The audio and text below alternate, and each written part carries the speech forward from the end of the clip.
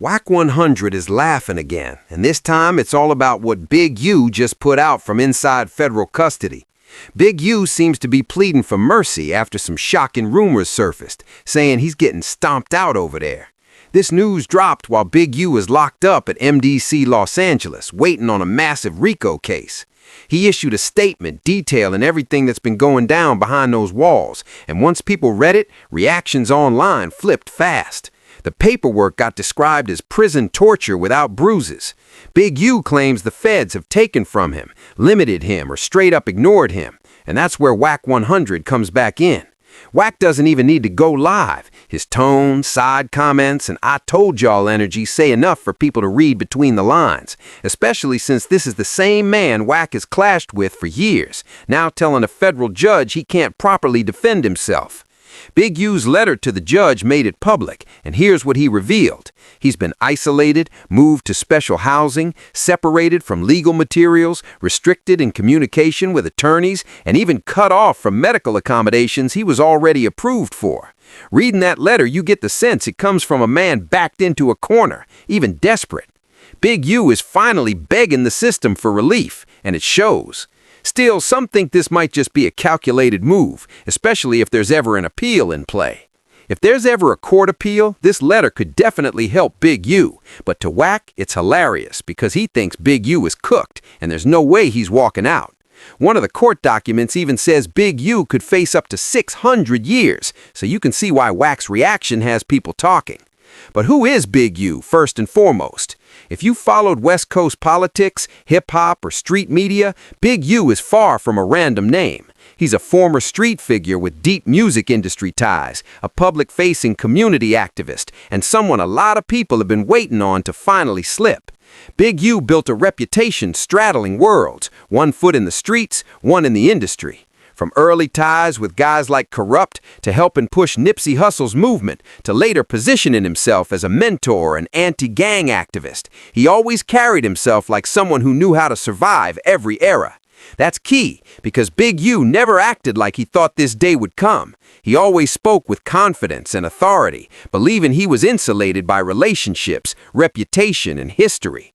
That's why this desperate letter hits differently. This is Big U himself, from inside MDC Los Angeles, signing a federal declaration and telling a judge he can't properly defend himself under his current conditions. Once that reality sets in, the whole image shifts. This is the same man prosecutors call a long-time power player, someone who ran things behind the scenes, enforced rules, and kept leverage over people. Whether you buy into that narrative or not, it's the picture the feds are painting. So when that same person submits paperwork that basically reads, "Yo, this environment is breaking me down," it's more than a sign he's cooked. And for Wack 100, that's more than enough to start mocking him.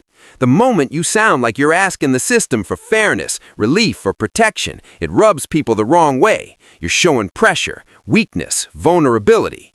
But maybe there's more to it.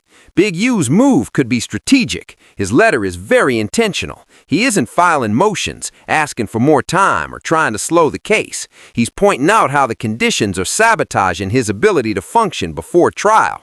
Isolation, restricted access, tampered letters, all of it undermines his defense. That's why the word torture started circulating online. Big U is being tested even before his trial. He's feeling firsthand how unfair the system can be once you're inside. Disrupted sleep, minimal contact with the outside world, restricted legal access, and zero prep. First, he was isolated, moved to administrative detention, and placed in the special housing unit without any disciplinary write-up. None of these events alone sounds extreme, but seeing all of them happen at once is a heavy burden. Once this information went public, the online conversation shifted from mere inconvenience to real pressure, which is why the narrative of prison torture gained traction, and why Wack 100 reacted with more irony than shock. To make matters worse, Big U had recently lost his son, Baby Wee, and couldn't even attend the funeral. While he was in federal custody, Baby Wee was killed on Halloween night in South LA, outside a smoke shop near the Vermont-Slauson area. Reports describe it as an execution-style attack. Baby Wee approached the vehicle, was shot multiple times at close range, and the car fled. Police arrived to find him unresponsive, and he was pronounced dead on the scene. Cell phone footage circulated online almost immediately, showing flashing lights, chaos, and the moment people realized what had happened. The timing intensified the situation, especially with Big U already behind bars on federal RICO charges. Although Wee wasn't implicated in his father's case, the killing was quickly tied to larger street conflicts. Later reports said a suspect was arrested and confessed, claiming the act was revenge connected to Nip, who blamed Big U despite Eric Holder already being convicted. This wasn't just a private loss, this was public and violent. Big U's letter states that the court had authorized specific accommodations so he could mourn, including limited access for grieving his son, but those orders were never honored. No private viewing, no moments to grieve properly. That opportunity, according to Big U, is now gone forever. Once this part of Big U's letter hit the public eye, even his biggest critics, people like Wack 100, paused the jokes. The tone changed. No matter what anyone thinks of Big U's past, the idea that a court-ordered accommodation tied to a child's death could be ignored hits differently. People began framing it not as standard detention, but as punishment. And once that lens was applied, everything else in the declaration suddenly carried more weight. Enter the elephant in the room, Wack 100. Whether he posts directly or not, everyone knows how he operates. He doesn't need a viral clip to make his point. His reputation speaks for him. When someone falls, Wack laughs. When someone struggles, he comments. That's been his lane for years. From podcasts to Clubhouse to random interviews, he built a name off reacting to chaos in real time. He doesn't soften it, filter it, or sugarcoat it. He frames situations so they are remembered as he wants them to be. With Big U, there's history. They weren't always enemies. They once shared street and industry ties. Wack even stepped in to protect Big U's son during earlier conflicts. But that relationship broke publicly over disputes involving respect, access, and business.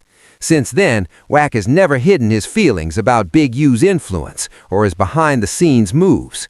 So when Big U ended up in federal custody and detailed isolation, pressure, and loss of control, Wack's reaction was predictable, even without a direct quote.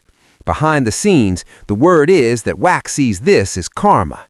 To be clear, that's commentary, not a confirmed statement, but based on Wack's past tone and public reactions to similar situations, it lines up. Looking at the bigger picture, people didn't have to stretch to read Wack's mindset. The energy was clear. The system is doing to Big U what he once did to others. That framing caught fire online because it fits how Wack has always talked when power shifts. He's focused on consequences. When someone who once carried weight starts documenting their own powerlessness, he flips it into a lesson.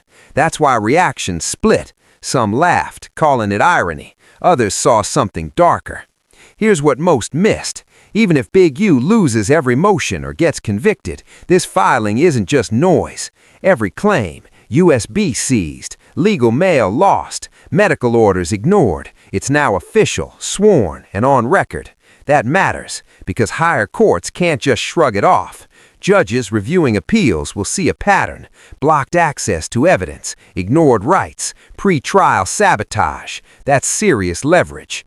Courts hate it when conditions like this are confirmed. It can fuel relief or overturn parts of a case.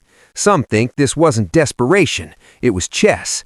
Every restriction, every denied request, every documented grievance builds appeal ammunition. To the streets, it reads like desperation, a man begging. But to lawyers, every line is a move on the board. Every denied request, every obstruction is logged and strategic. And on top of that, there's the cultural lens. Social media, commentary, headlines, influence. It all amplifies. Big U's filing operates on multiple levels at once. On paper, a cry for help. In practice, a careful strategy. Every grievance, every restriction, every complaint is a piece moved strategically, and the game is far from over. Over. What might sound weak to a casual ear is actually calculated, and that's what makes it dangerous for the feds. They can't ignore it, and they can't just quietly win. At the end of the day, here's the truth. We don't know how this story ends. We don't know if Big U is guilty or not. We don't know if guards cross the line or how the feds will react to the pressure of this declaration. What we do know is that once a federal judge hears, "I cannot defend myself under these conditions," that bell can't be unrung. It's now a footprint in the legal system that can't be erased. This filing is layered. On the surface, it reads like a man asking for help. Underneath, it's chess. Every complaint, every delayed mail, every ignored medical order, every seized USB. That's leverage. It builds a paper trail for appeals, scrutiny, and influence no one outside the courtroom fully sees. Streets might hear weakness, lawyers hear strategy, but the court sees a record that could shape the case long after headlines fade. So whether this is the system exposing itself or Big U exposing his hand, the story isn't over. The filings, restrictions, denials, they're all moves in a bigger game. And in this game, losing emotion today doesn't mean losing the war tomorrow. It's messy, complicated, and about to get uglier before it gets clearer. This story is far from over.